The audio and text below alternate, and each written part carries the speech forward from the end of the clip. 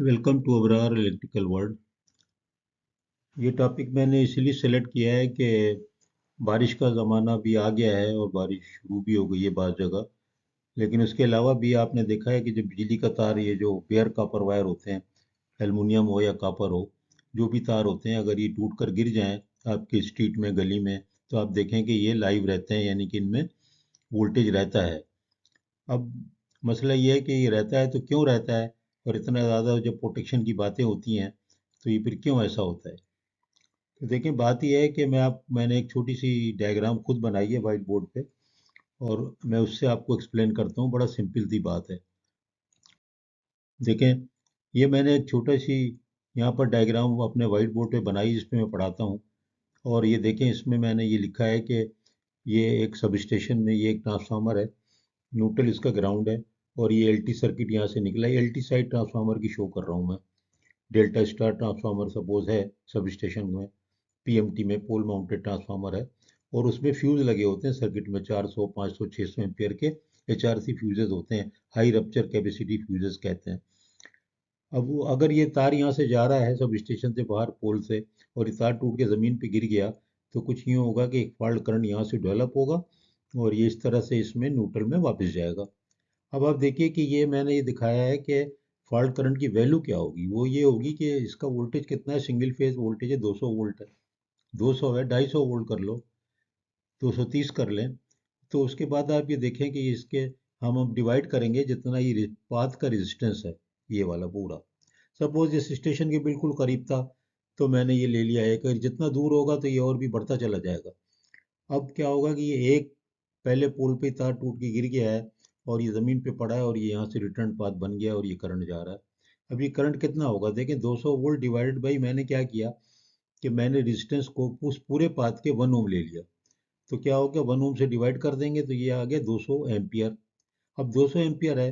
अब ये जो इसकी कंडक्टर की करंट रेटिंग, अगर ये 3 ओ का कंडक्टर हो, तो उसकी रेटिंग जो है, या मैक्सिमम रेटिंग लगा लें तो 450 500 एम्पियर। तो आप फ्यूज जाके सब स्टेशन में देखें, या कभी आपके जो पोल के ऊपर भी जो एक बॉक्स लगे होते हैं दोनों एंड पे, आप देखें ब्रेकर भी लगा होता है एलटी पे, आप देख लें। अगर मुझे मिलेगी तो पिक्चर में उतार के मैं लगा दूंगा।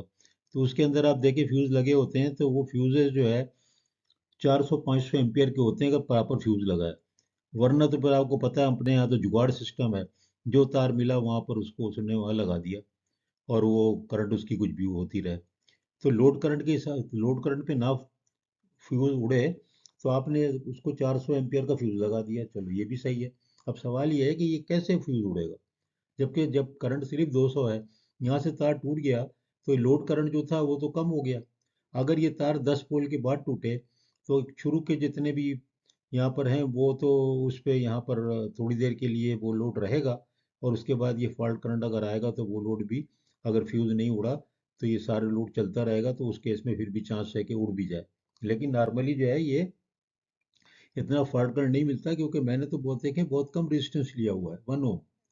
इसका मतलब है 0.5 ओम करूं तो फिर ये 400 एम्पियर बनेगा। तो इसीलिए कहते हैं कि जो अर्थ का रेजिस्टेंस है, ग्राउंड का रेजिस्टेंस जो है, जो अर्थिंग करते हैं उसका कम से कम रेजिस्टेंस होना चाहिए उसका। यानी कि वो इसीलिए हर पोल को ग्राउंड करा जाएगा, और उसके बाद उसका एक सिस्टम होगा। लेकिन नॉर्मली आप देखें कि कुछ भी सिस्टम करें आप, तो कैसे फ्यूज उड़ जाएगा। तो ये एक अजीब सी एक पोजीशन है जिसको डेलिमा, कि जब भी लाइव होता है लोग इलेक्ट्रिक्यूट होते हैं, मरते हैं, लेकिन कुछ भी नहीं होता। तो ये मसला इस कैसे हल होगा, ये मसला हल इस तरह से नहीं होने वाला। उसके लिए बहुत ही, हर पोल ग्राउंड हो, और बेयर कापर में एक पहले केज होता था, कि अगर वो तार ऊपर का गिरे तो वो अर्थ कंडक्टर से पहले ऊपर ही टच हो जाता था। और अर्थ कंडक्टर जो है, पोलों के ऊपर एक तार लगा होता है, और वो आखिरी सबसे टॉप पे, वो जो है वो ग्राउंड वहाँ जा कर के सब स्टेशन के अर्थ से मिल जाता है। उस केस में तो ये होता था कि वो इलेक्ट्रिक्यूशन के इतने लोग उसमें खुदा न खास्ता नहीं हलाक होते थे। लेकिन अब जो सूरत हाल है कि अर्थ वायर भी नहीं है, आप देखें ना, आप सर्वे करें, गाड़ी लेके निकलें, कहीं पर भी नहीं है। इस तरह अगर आप, ये तो मैं कराची की बात कर रहा हूँ, अगर आप वापडा के सिस्टम में चले जाएं, डिस्ट्रीब्यूशन सिस्टम, तो उसमें कहाँ अर्थ वायर है, उसमें तो होते ही नहीं। हॉरिजॉन्टल आप देखेंगे फार्मेशन है, हॉरिजॉन्टल फार्मेशन है, ऊपर तो कोई तार वार है ही नहीं। तो आप क्या समझते हैं कि आपने कभी देखी है कोई प्रॉपर ग्राउंडिंग? है कोई मसला नहीं है, आप जाके हर पोल के सामने उतर के देख लें, अगर कोई बोर्ड लगा है जमीन में, उसका तार कापर का मोटा जा रहा है, तो समझो किसी हद तक अर्थ है, वरना वो भी आपको रस्टेड मिलेगा, टूटा फूटा मिलेगा, या तो नहीं मिलेगा। आप देख लें पूरे कराची में, लाहौर में, हैदराबाद में, कहीं पर भी आप पाकिस्तान में देख लें। उसके बाद जो है हर दफ़ा बारिश में रोना पीटना बचता है, और बड़े बड़े केस बनते हैं, बड़े बड़े उसमें बातें होती हैं। भाई बहुत ही मामूली सी बात है, ये कभी फ्यूज़ नहीं उड़ेगा, और इसी तरह लोग मरते रहेंगे, इसलिए कि इस पे कोई भी ना सुनवाई है, ना इसका कोई उसके ऊपर सीरियसली उसके ऊपर कोई कंपनियां अमल कर रही हैं। बड़ी अजीब सी बात है, बड़ी बदकिस्मती है कि ये इस तरह से ये मामला है, और हर साल लोग मरते हैं, शहीद होते हैं, और कोई सुनवाई नहीं है। और ये कौन सी ऐसी बात है कि जो क्यों नहीं है? आखिर क्यों नहीं अर्थिंग हो सकती प्रॉपर वे में? अभी कराची में की गई है पोलों पे, लेकिन वो आप उसको अर्थ टेस्ट तो करें, उनसे टेस्ट तो करवाएं, तो पता चलेगा कोई अर्थ वर्थ नहीं है। तो जहाँ राखी ज़मीन है, गुलशन इकबाल का एरिया है, और बहुत सा एरिया है, अर्थ हासिल करना आसान थोड़ी है, जब तक कि मल्टीपल प्रॉपर ग्राउंडिंग ना हो।